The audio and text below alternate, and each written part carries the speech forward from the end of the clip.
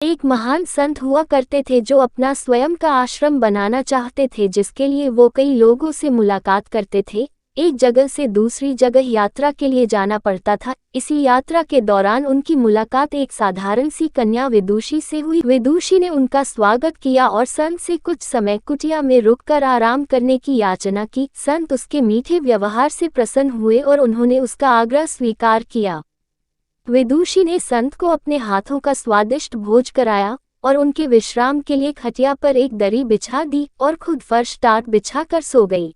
विदुषी को सोते ही नींद आ गई। उसके चेहरे के भाव से पता चल रहा था कि विदुषी चैन की सुखद नींद ले रही है। उधर संत को खाट पर नींद नहीं आ रही थी। उन्हें मोटे नरम गद्दे की आदत थी जो उन्हें दान में मिला था। वो रात भर विदुषी का सोच रहे थे कि वो कैसे इस कठोर जमीन पर इतने चैन से सो सकती हैं।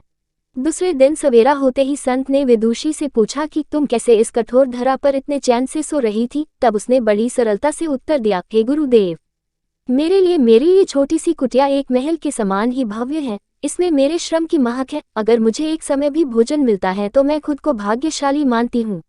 जब दिन भर के कार्यों के बाद मैं इस धरा पर सोती हूँ तो मुझे माँ की गोद का आत्मीय एहसास होता है। मैं दिन भर के अपने सत्कर्मों का विचार करते हुए चैन की नींद सो जाती हूँ। मुझे एहसास भी नहीं होता कि मैं इस कठोर धरा पर हूँ। यह सब सुनकर संत जाने लगे। तब विदुषी ने पूछा, हे गुरुवर, क्या मैं भी आपके साथ आश्रम के लिए धन एकत्र करने चल सकती हूँ?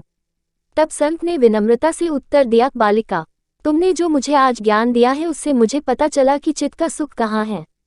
अब मुझे किसी आश्रम की इच्छा नहीं रह गई। यह कहकर संत वापस अपने देश लौट गए और एकत्र किया धन उन्होंने गरीबों में बांट दिया और स्वयं एक कुटिया बनाकर रहने लगे। शिक्षा, आत्म शांति एवं संतोष ही सुखी जीवन का रहस्य है। जब तक इंसान को संतोष नहीं मिलता वो जीवन की मोह माया में फंसा ही रहता है और जो इस मोह माया में फंसता है उसे कभी चैन नहीं मिलता। जीवन का सुख संतोष में है। अगर मनुष्य जो है उसे स्वीकार कर ले और उसी में खुशियां तलाशे तो वो उसी क्षण सारे सुख का अनुभव कर लेता है। अगर आपको यह कहानी अच्छी लगे तो प्लीज़ मेरे चैनल को सब्सक्राइब कीजिएगा। धन्यवाद।